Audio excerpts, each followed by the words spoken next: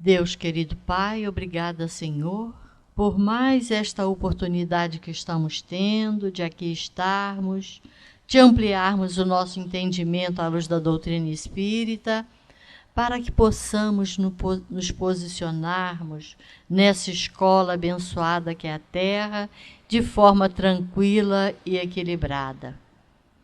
Abençoa-nos, Senhor, e o nosso irmão possa também receber a inspiração desses trabalhadores da espiritualidade que, por certo, aqui se encontram.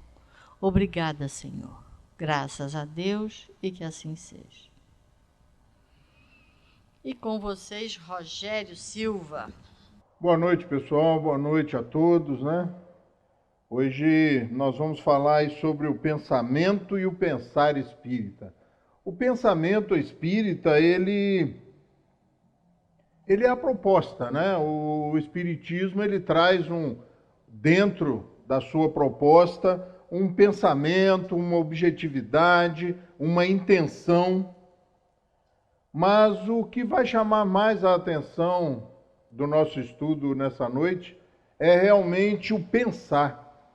Porque a proposta espírita, ela está à nossa disposição, ou à disposição de qualquer um, né, que queira conhecer, que queira realmente se aprofundar. Não é uma doutrina para se conquistar ou para se adquirir em poucas horas, é um pouco mais complexo do que isso, né? Ela é uma ciência, uma proposta filosófica, uma ciência específica que trata de um ramo específico das observações. Não é uma ciência como as outras ciências, é uma ciência que trata especificamente dessas observações do espiritismo e daquilo que as outras ciências até o momento não conseguiram respostas. E esta proposta ela está aberta, como eu disse, a todos nós, bastando que nós queiramos, que nós estejamos realmente dispostos a conhecer esse pensamento espírita, essa proposta espírita. De que forma que esta proposta e que esse pensamento está disponível para cada um de nós ou para aqueles que queiram, né? De uma forma bastante simples que nós vamos encontrá-los nas obras chamadas fundamentais da doutrina espírita. Obras que muitas pessoas chamam de obras básicas, né? Mas o termo básico, ele acaba, para aqueles que não conhecem, para aqueles novatos, para os neófitos, acaba despertando, bom, se essas são as obras básicas, quais são as obras suplementares? Quais são as obras, né, superiores, vamos dizer assim? Não, então são as obras fundamentais. E aí nós elencamos, né? Não só a 5, mas também o que é o Espiritismo e obras póstumas. E a Revista Espírita, porque é uma obra que foi criada, foi trazida por Allan Kardec em paralelo à construção das obras fundamentais, mas que nós, do movimento espírita, de uns anos para cá principalmente, nós assim a relegamos, nós a colocamos de lado e, bom, sendo bastante franco, nós colocamos até um pouco também as obras fundamentais de lado, né? Com as novidades, com a busca de sempre do novo, de coisas interessantíssimas, e nós encontramos muitas vezes um esforço muito grande de algumas pessoas de enquadrarem a doutrina espírita dentro de suas visões cientificistas, ou seja, dentro da sua especialidade. Se nós pegamos um psicólogo, ele busca e tenta enquadrar e explicar a doutrina dentro da visão da psicologia, e assim acontece sucessivamente dentro das outras ciências, né? A gente costuma brincar que seria mais ou menos colocar Niterói ou Rio de Janeiro dentro de Friburgo, não tem como, né? Até porque, como eu disse no começo, a ciência espírita trata e traz respostas para questões que as outras ciências são incompetentes para o fazê-lo. Por isso, muitas vezes, a gente fica meio abismado com alguns temas de palestras, com algumas propostas de palestras que fogem totalmente, e você assiste uma palestra de 40, 50 minutos sem que se mencione o nome do professor, o senhor Allan Kardec. falando-se de espiritismo, né? Outras observações também que a gente infelizmente vem ouvindo, ainda bem que são raras, mas se ouve, isso é muito preocupante, é que as pessoas não se interessam, né, por esse estudo mais maciço, mais, né, o núcleo duro do espiritismo realmente, que são as 5 obras fundamentais, que as pessoas querem coisas mais interessantes, mais ativas, que os jovens, por exemplo, não se interessam por essa coisa de Allan Kardec. Isso, infelizmente, se ouve no movimento espírita. Mas voltando ao nosso tema do pensamento espírita, o pensamento espírita está ali, né? Ele está disseminado nestas obras que têm uma finalidade única, né? Porque nós sabemos que o Livro dos Espíritos, ele traz a doutrina espírita na sua integralidade. Ali nós encontramos, nas 1018 questões, a doutrina espírita, dividida em 4 livros. E esses 4 livros geraram outros 4, que são o Livro dos Médiuns, o Evangelho segundo o Espiritismo, o Céu, o Inferno e a Gênese, que seria uma ampliação do que nós temos em tese, em proposta rápida e frustrante, muitas vezes, no Livro dos Espíritos. As perguntas ali têm umas respostas que nos frustram muitas vezes, nos deixam assim bastante decepcionados, né? Porque nós queríamos um conteúdo maior, mas não nos preocupemos, porque depois esses conteúdos que faltam ali para nós, para o nosso entendimento de pessoas comuns, eles vão ser ampliados, eles vão ser expostos e nos oferecidos de uma forma mais fácil nas obras, como eu disse, o Livro dos Médiuns, o Evangelho segundo o Espiritismo, o Céu e o Inferno e a Gênese. Cada um desses livros corresponde a um dos 4 temas, a das 4 partes do Livro dos Espíritos. E a Revista Espírita, nós vamos encontrar ali todas as correspondências, todas as experiências, todas as constatações, tudo aquilo que Kardec propôs como doutrina espírita, e muitas coisas propostas na doutrina espírita não foram aceitas, porque ele colocava ali para debate, né? Ele recebia uma teoria, uma proposta, e ele colocava ali para que as pessoas respondessem, para que as pessoas se correspondessem com ele. Então, quando você estuda, né, esse estudo psicológico, esse caderno de estudos psicológicos, que é a Revista Espírita, que são 12 fascículos, né, 12 grandes exemplares, com 136 edições mensais, que vai de 1858 até 1869. Ele não falha um mês, né? Além do trabalho de montar a estrutura básica da doutrina espírita, ele ainda encontrava tempo para publicar mensalmente a Revista Espírita. Desencarna e o fascículo do mês seguinte já estava pronto. E ele é publicado mesmo depois do desencarne de Kardec. O fascículo do mês seguinte, depois do seu desencarne, já estava pronto. E nós vemos essa grande obra relegada pelo movimento, eu não vou falar pelo espiritismo, mas pelo movimento espírita, porque nós nos assustamos, né? Normalmente nós nos assustamos com alguns volumes. Eu brinco que Kardec dividiu talvez os 5 livros em 5, né?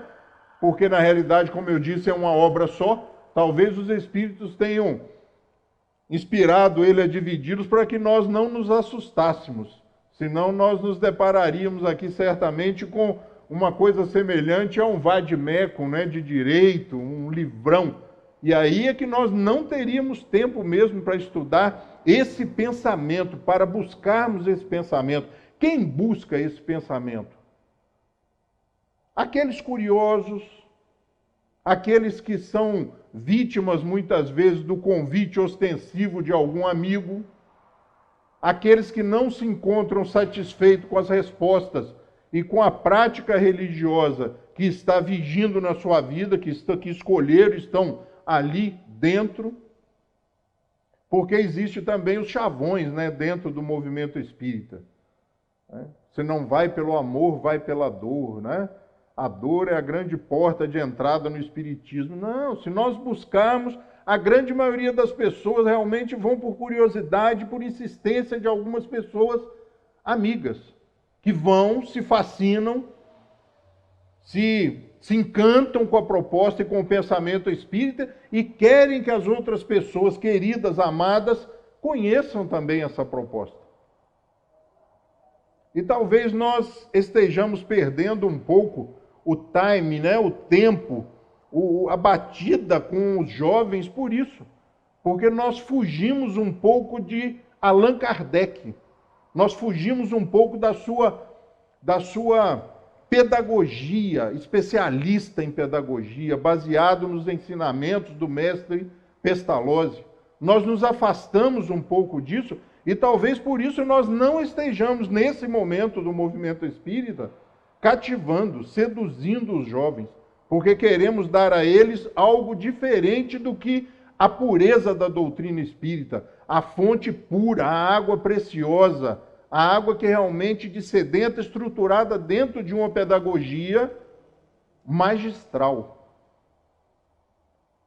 E nós buscamos, né, a péssima música, por exemplo. O movimento espírita está eivado, está cheio de música ruim, dita música espírita, e nós começamos a fugir do pensamento espírita, e nós começamos a criar música espírita.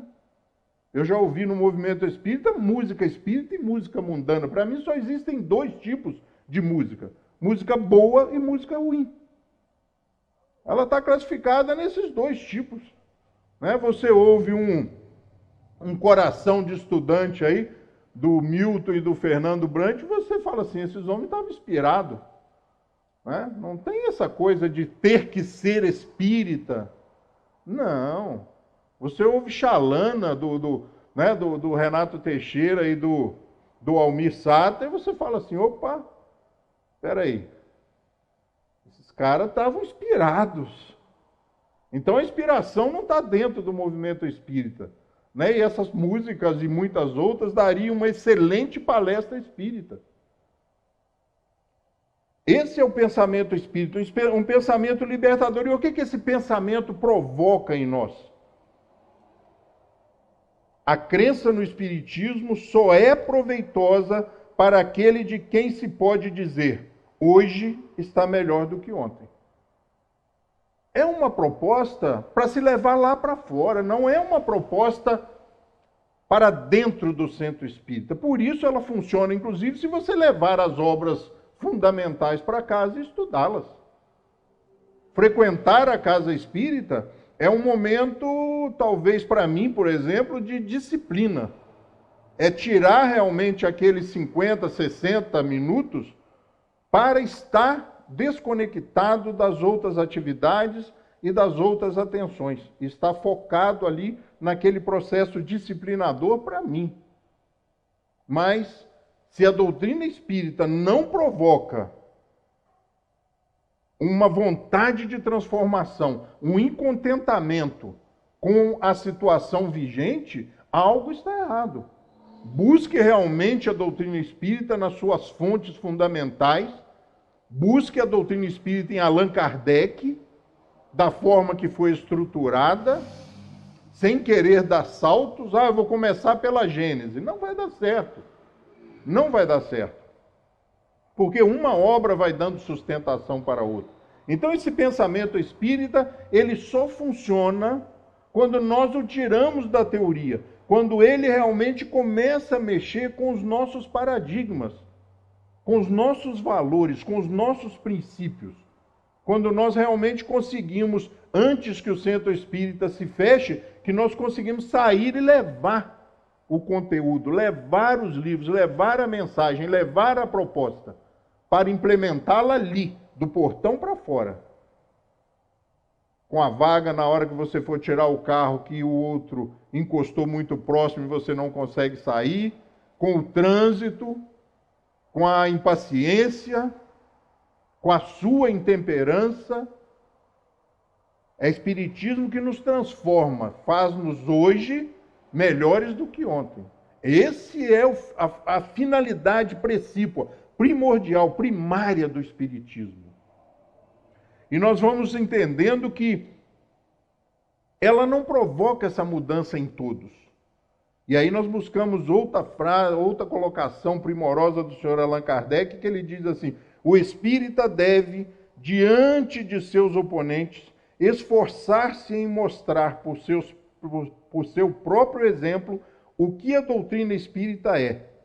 Não basta dizer-se espírita. Aquele que o é de coração prova-o por seus atos. Ou seja, esse pensamento começa a provocar em nós algo de mudança, algo diferente. Começa a exigir de nós que nós nos portemos diante do mundo, diante da sociedade, e para sossego e apaziguamento da nossa própria consciência de forma diferente. E que forma diferente é essa? Que pensamento? Onde está baseado esse pensamento espírita? No Evangelho, nas propostas morais de Jesus, no conteúdo moral do Evangelho. São luzes novas, é uma proposta nova de reformular, de repensar. E aí começa o pensar espírita, baseado no pensamento, na proposta, no conhecimento através das obras fundamentais. Você começa a pensar de forma espírita. Você começa a exercitar o pensamento espírita. Já há algumas semanas, se eu não me engano, essa vai ser a 4ª semana, que a gente vem tratando desse capítulo 8, Lei de Progresso. Eu acho que o Sandro falou, a Sueli trouxe mais alguma coisa complementando a ideia do Sandro, a Valéria novamente abordou o tema, e eu trouxe novamente esse tema, porque ele está totalmente ligado a essa proposta de pensar espírita, de absorver o pensamento, a proposta espírita, e transformá-lo num pensar, transformá-lo em ação. Então nós começamos e falamos sempre, nesse progresso intelectual. A Sueli falou, o Sandro falou, a Valéria falou, nessas duas asas, nessas duas possibilidades, no progresso intelectual e do progresso moral, que um anda a par, em par com o outro, que um provoca o outro.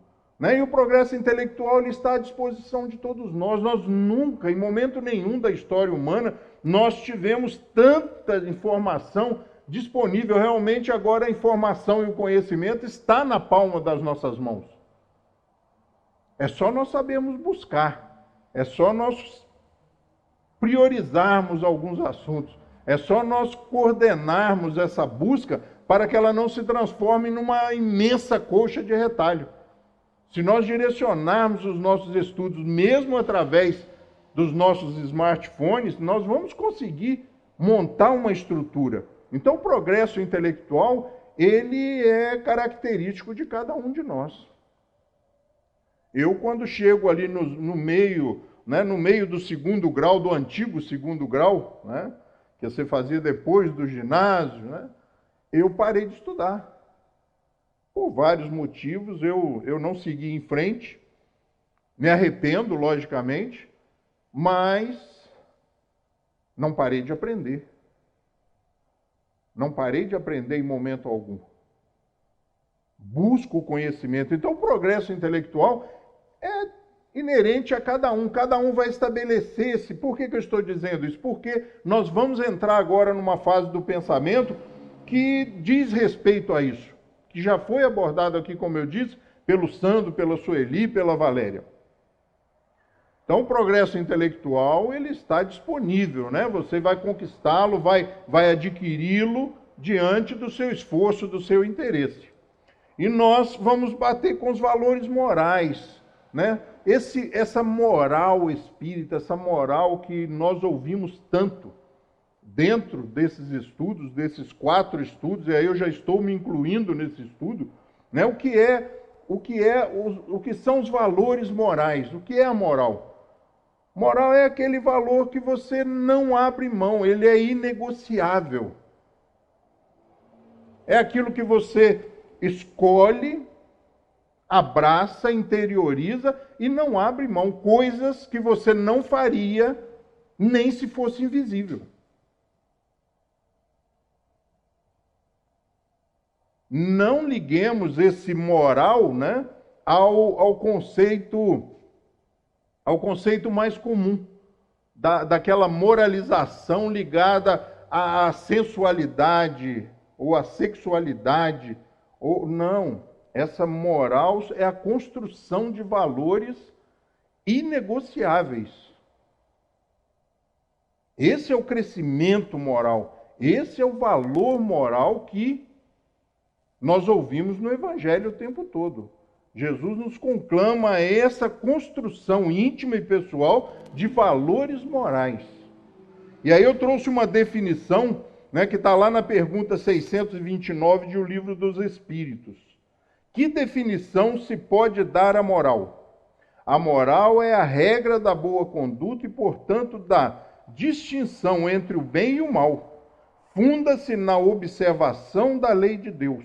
O homem se conduz bem quando faz tudo tendo em vista o bem e para o bem de todos, porque então observa a lei de Deus. Ou seja, são valores que nós adquirimos, que nós construímos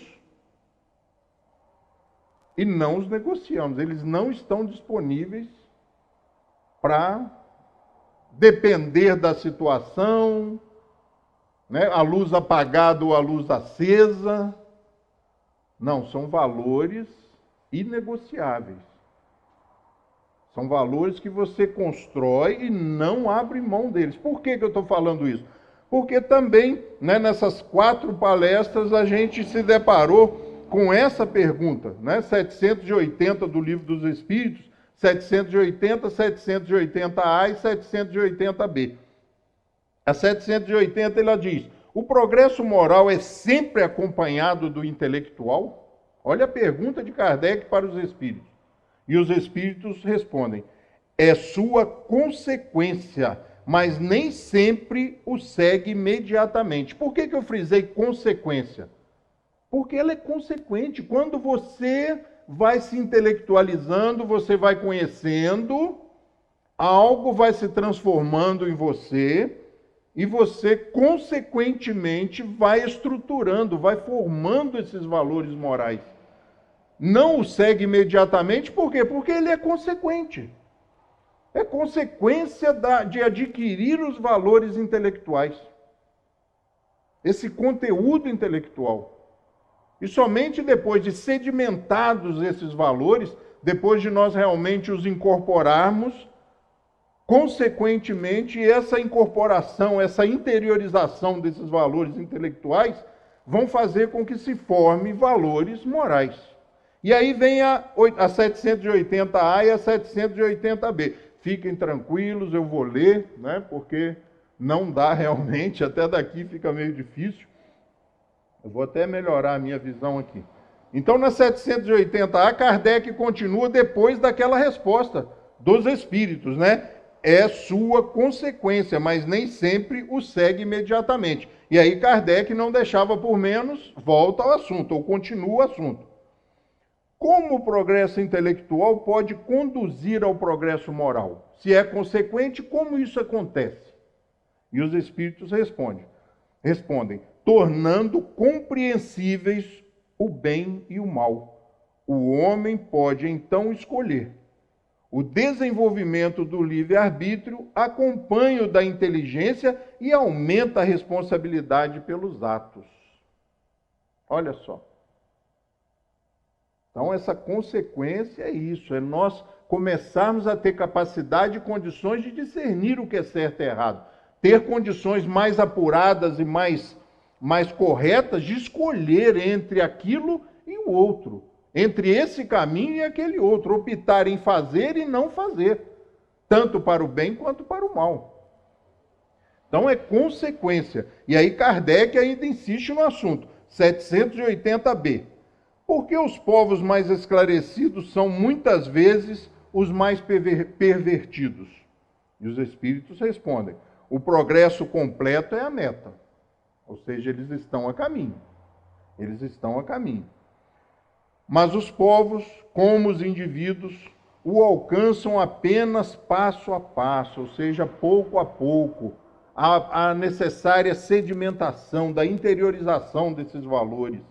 Enquanto o sentido moral não estiver plenamente desenvolvidos, eles se servem de uma inteligência, de sua inteligência para fazer o mal. O moral e a inteligência são duas forças que se equilibram apenas com o tempo.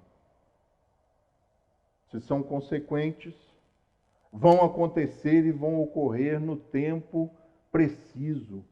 Porque essa moralização só vai acontecer quando a intelectualização for atingindo o nível necessário para que haja tal, para que o desenvolvimento moral seja possível. Se o primeiro dá sustentação e o segundo é consequência do primeiro, é natural e normal que nós nos melhoremos intelectualmente. Que nós estejamos primeiro dando esse passo para, consequentemente, como os próprios Espíritos disseram a Kardec, dar o segundo. Então, que fique bem claro, né, que não tem como se furtar. Mais cedo ou mais tarde, a moralização ocorre. Se não naquele momento, daqueles povos que Kardec pergunta aos Espíritos, no momento oportuno, no momento consequente, no momento exato, a moralização vai ocorrer. A última frase é interessante, né? O moral e a inteligência são duas forças que se equilibram apenas com o tempo. E com a experiência, com a vivência, com esse burilamento, com a avaliação, com a autoavaliação das suas próprias ações. Você age, colhe as consequências das suas ações, pensa, sua consciência te cobra, e você revê os seus valores.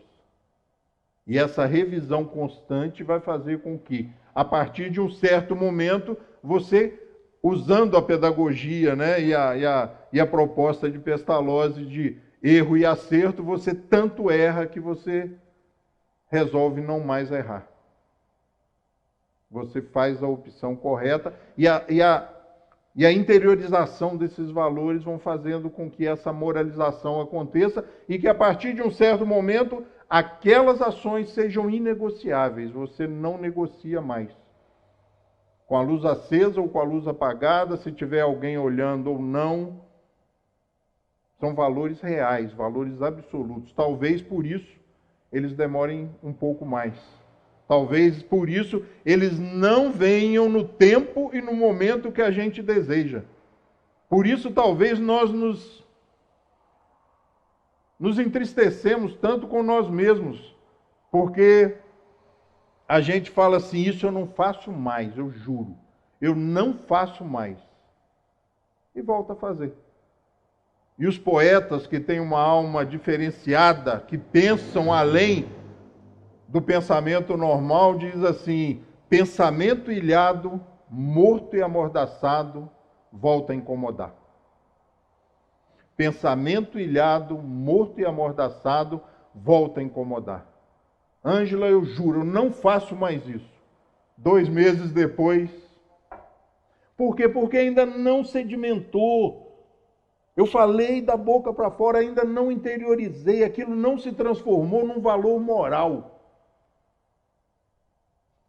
O Clóvis de Barros Filho, né, ele conta que ele estava num país europeu e ele andando de madrugada, ele tem um sono muito ruim, andando de madrugada, ele viu uma banca de jornal aberta, de madrugada, e falou, vou comprar alguma coisa para ler. E foi para o lado da banca, chegou na banca, não tinha ninguém.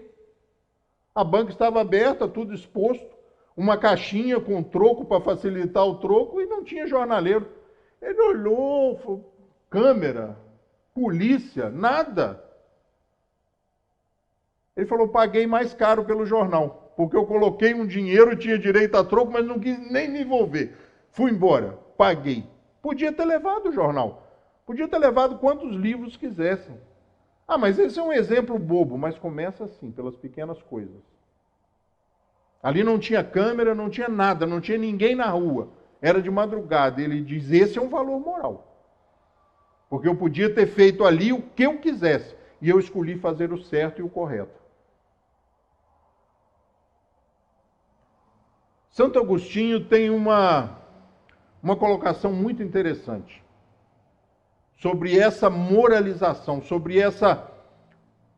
Por que eu estou falando de Santo Agostinho? Porque Jesus encontrou uma fórmula bastante interessante, nos conclamar ao amor. Só que Santo Agostinho, quase 5 séculos depois, diz assim, ama e faz o que quiseres. Porque quando você ama no sentido amar na proposta de Jesus.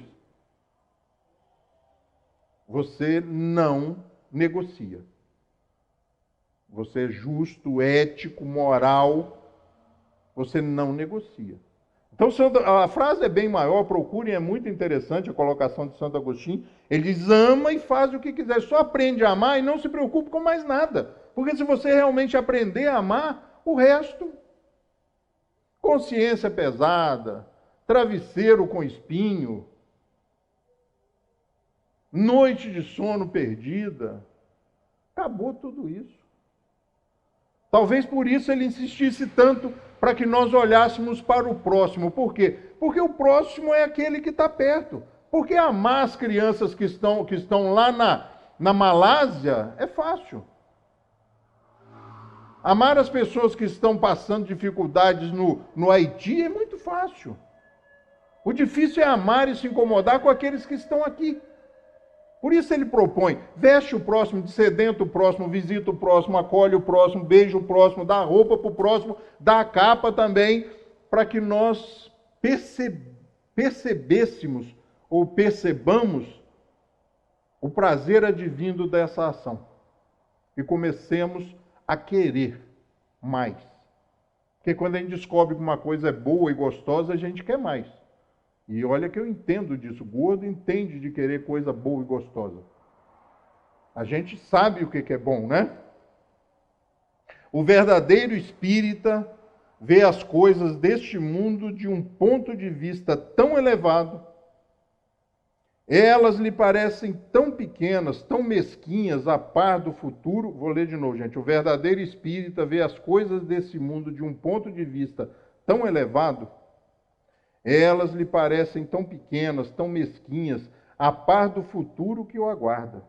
A vida se lhe mostra tão curta, tão fugaz que, aos seus olhos, as tribulações não passam de incidentes desagradáveis no curso de uma viagem.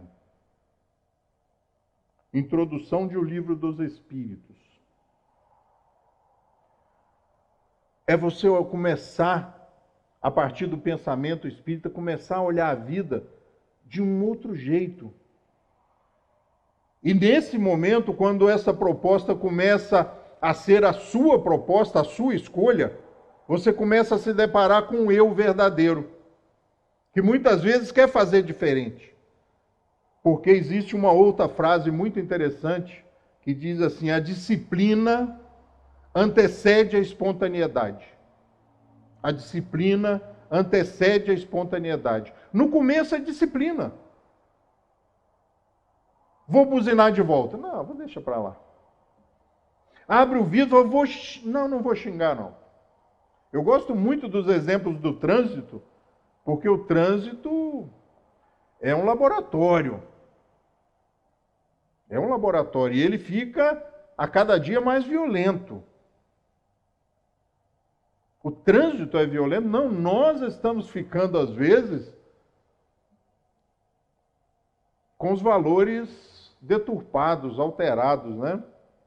Então, para aquele que analisa a vida sobre o ponto de vista espírita, ou seja, sobre o pensamento espírita, sobre a proposta espírita, começa a ver as outras coisas com um valor não menor, mas com um valor real. Porque às vezes a gente se aborrece com coisas mínimas, sofre por coisas bobas, por infantilidades. Não falo mais com ela. Doido para falar, doido para fazer as pazes. perdendo sono.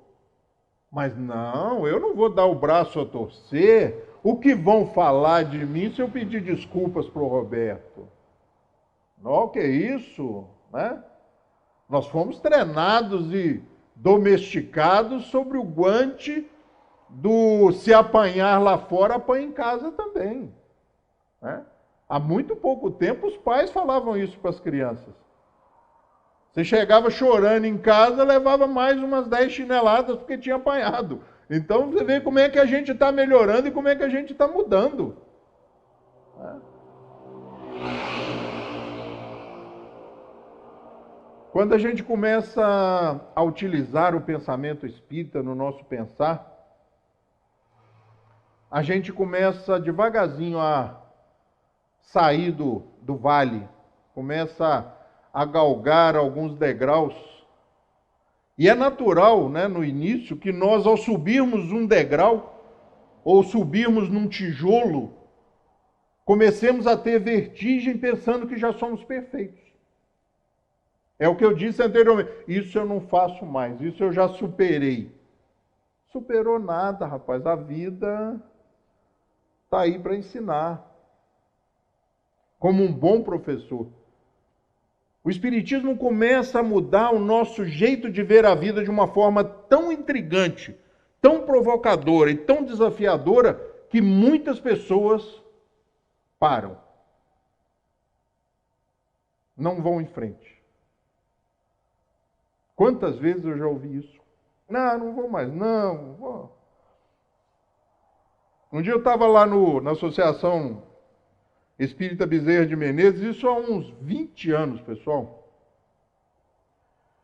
Eu era doido para citar esses exemplos antigos, assim, sabe? Quando eu comecei no movimento espírita, eu assisti palestra, e aí os oradores falam, não, mas lá em 1000 e...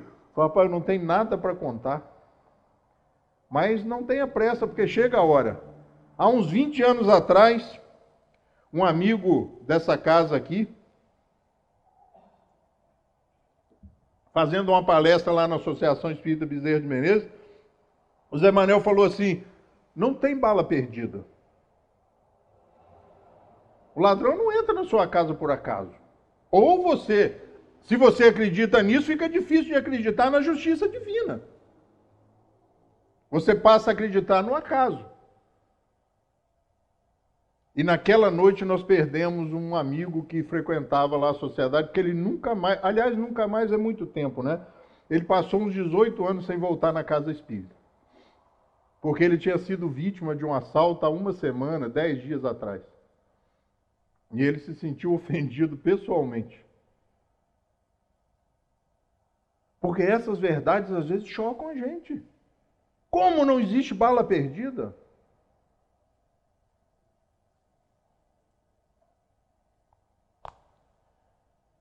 O pensamento espírita, às vezes, ele é duro, ele é difícil. E provoca o pensar, e aí você fica queimando a mufa. Você sai da palestra espírita e fica uma semana inteira brigando com o orador. Você sai da palestra espírita e fala assim, ó, ontem eu assisti uma palestra, hoje é domingo, sexta-feira eu assisti uma palestra lá na Associação Espírita Bezerra de Menezes e estou com ela na minha cabeça até hoje. Ela está influenciando até nesta. Algumas falas que vieram aqui hoje vieram já contestando uma fala que eu tinha ouvido, ou que eu ouvi, que passou assim. É o pensamento espírita, essa coisa, né? E você ouve, por exemplo, falar, eu adoro ir lá no centro. Parece criancinha, né? Eu adoro ir lá no centro, Valério, que eu vou lá e eu chego em casa, eu deito, eu durmo igual uma pedra. Tem alguma coisa errada nessa relação sua com o espiritismo. Esta proposta aqui é para o cara ficar uma semana sem dormir.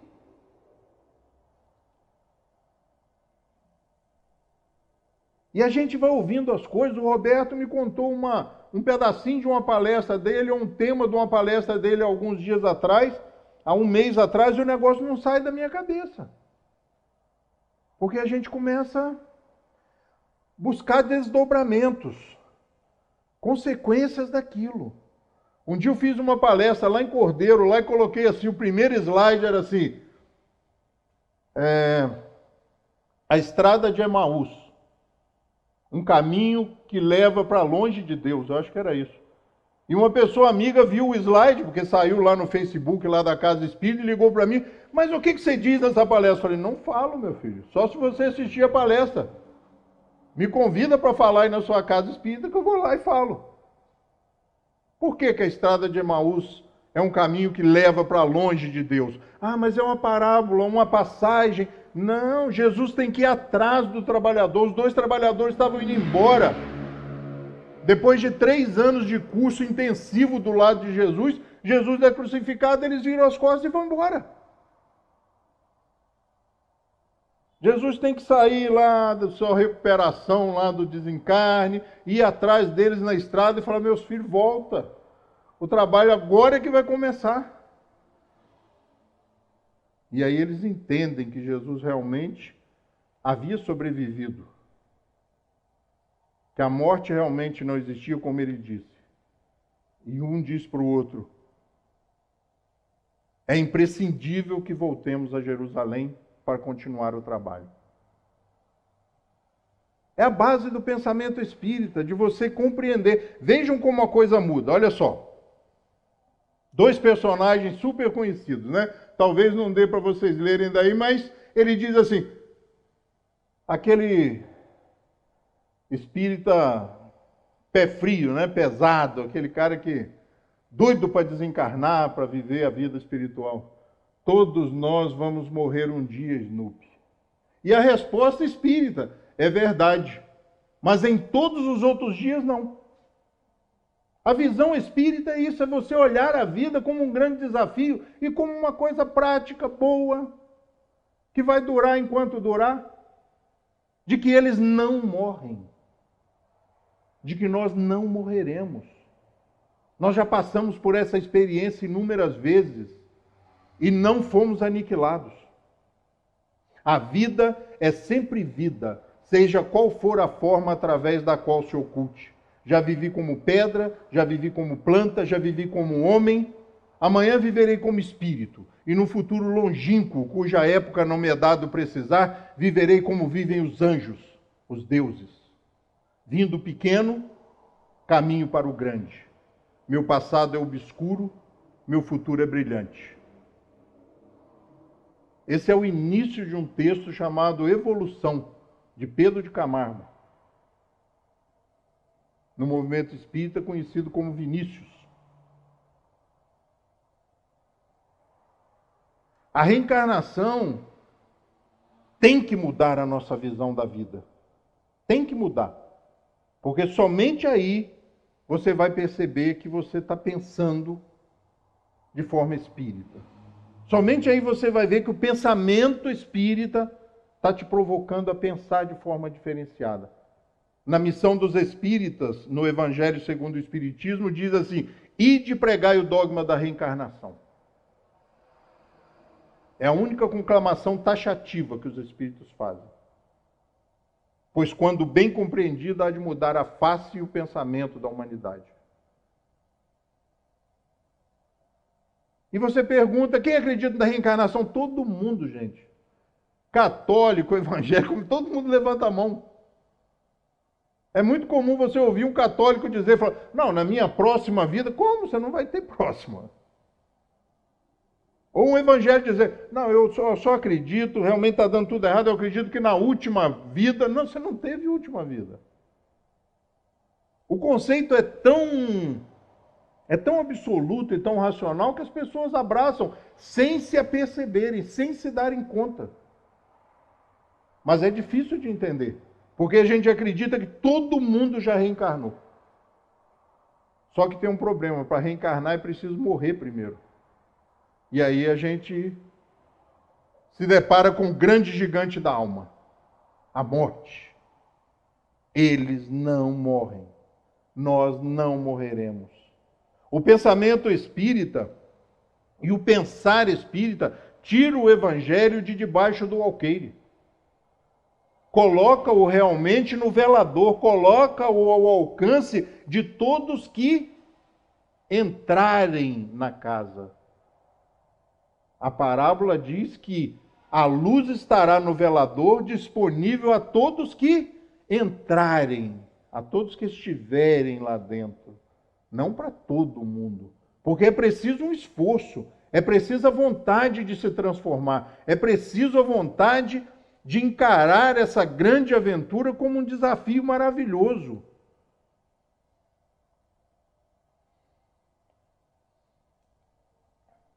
O pensamento espírita faz com que nós nos aproximemos de Jesus. No seu esplendor, no seu pensamento, nas suas ideias, na sua proposta, não mais na cruz. É uma proposta de nós andarmos ao seu lado.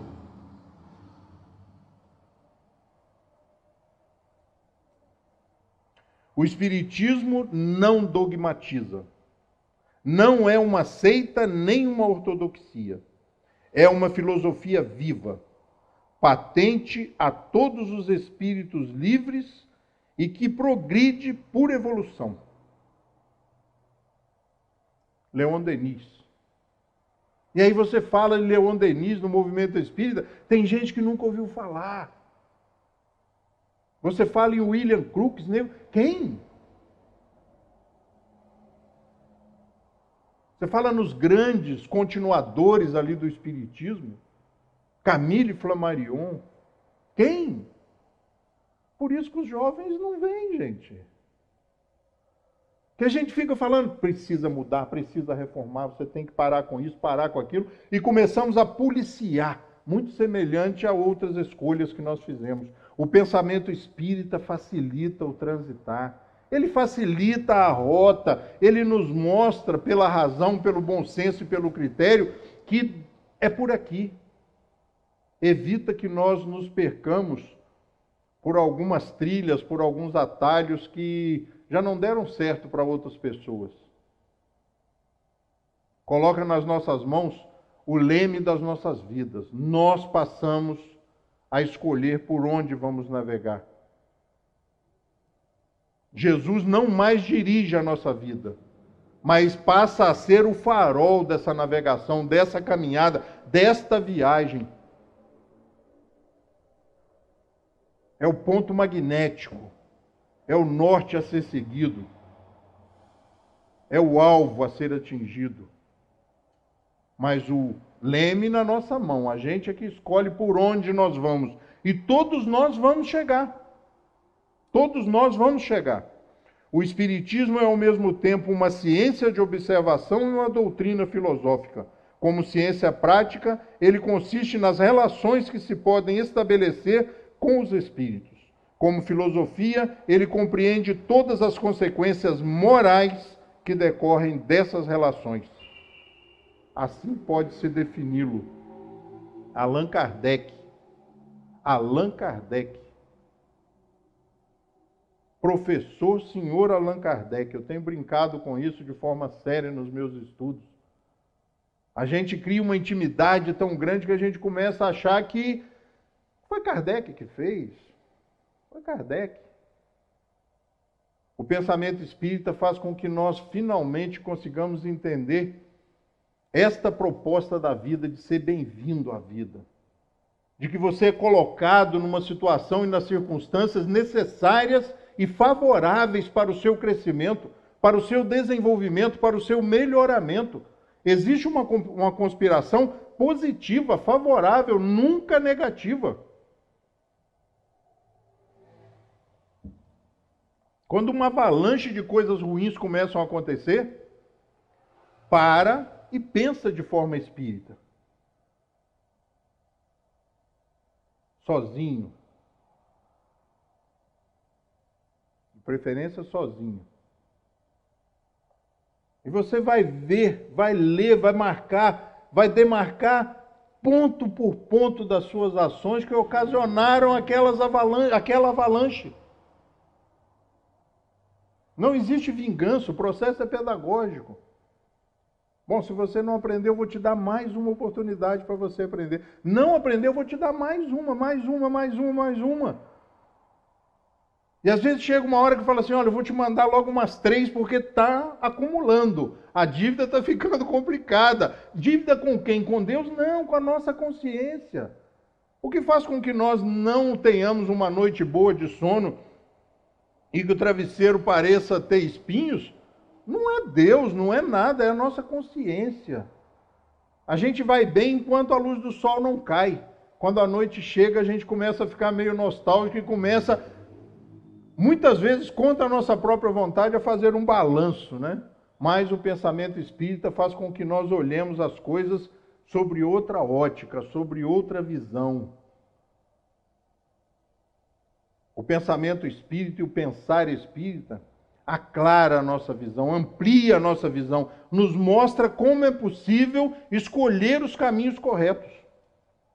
O espiritismo é o caminho libertador, ou melhor, um caminho libertador. Por que um caminho? Porque existem outros caminhos. As outras religiões também são caminhos.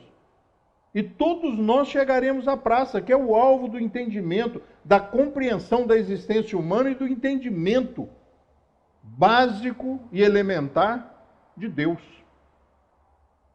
Todos nós estamos em direção a essa praça, cada um escolheu o seu caminho, a sua estrada, mas todos nós chegaremos a essa praça.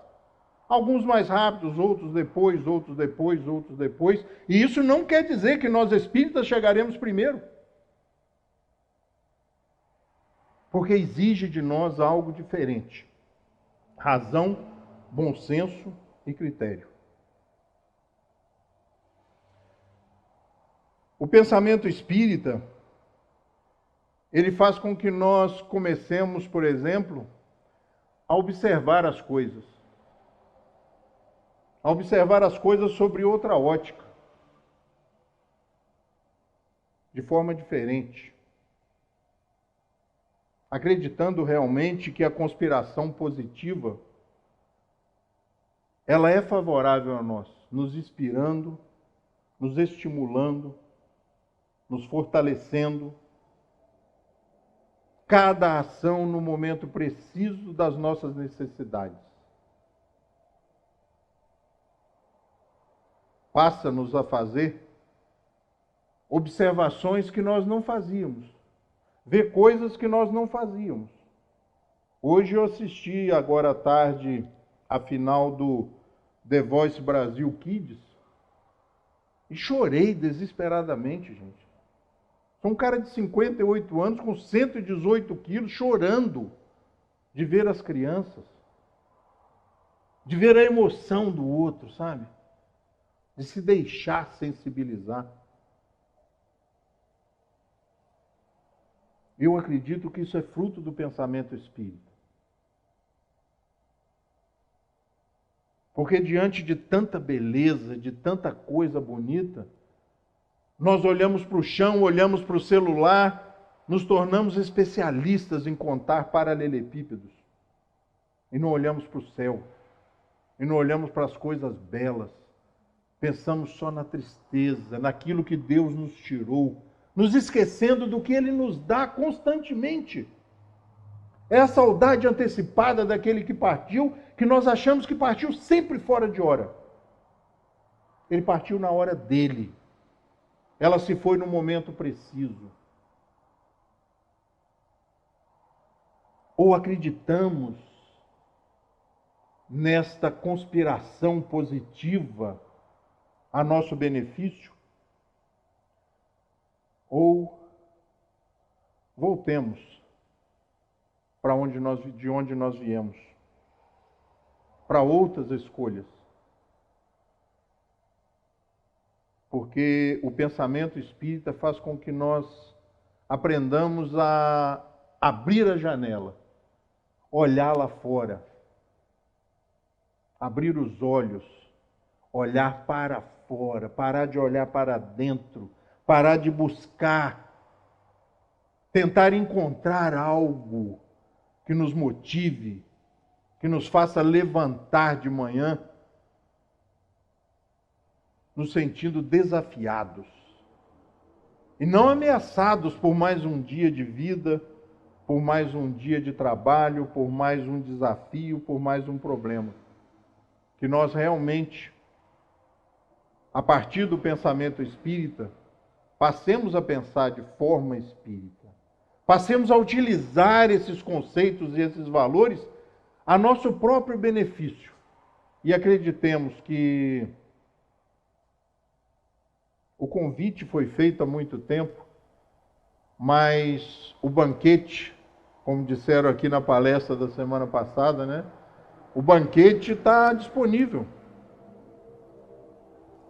Ainda está aberto o convite para que nós abracemos esse pensamento e essa forma diferenciada de pensar. Luzes novas sobre a proposta cristã. Luzes novas sobre nossa missão, sobre o nosso trabalho, sobre o nosso caminhar. Uma relação realmente de pai e filho. Sem medos. Abandonando chavões doloridos, né? Eu sou um homem temente a Deus. Não. Eu sou um homem que ama e amado por Deus. Essa é a grande missão, aprender a amar. Quem teme não ama. Quem teme, teme. Que nós possamos buscar a doutrina espírita na sua esplêndida proposta, dentro das obras fundamentais da doutrina espírita, na ordem que elas foram estruturadas, para conhecermos essa doutrina e a partir daí nos empenharmos na construção dessa obra dentro de nós mesmos, porque transformando-me e cada um se transformando, nós transformaremos o mundo. Essa era a proposta de Cristo, só renovada, só revitalizada e iluminada pelo Espiritismo. Que Jesus nos abençoe e nos ampare, e como eu sempre brinco e digo de forma muito séria, que Ele tenha só mais um pouquinho de paciência, porque pensando assim a gente talvez esteja ficando um pouco mais esperto. E não demora, Cléber, a gente vai parar de seguir as suas pegadas. E quando a gente menos esperar, nós estamos caminhando ao seu lado e lhe perguntando o que Ele espera e o que Ele quer e o que Ele precisa de nós. Somos aqueles que vão implementar o reino de Deus na Terra. Agora ou daqui a algum tempo, daqui a algumas encarnações. Que Jesus nos abençoe e nos ampare. Uma boa noite para todos.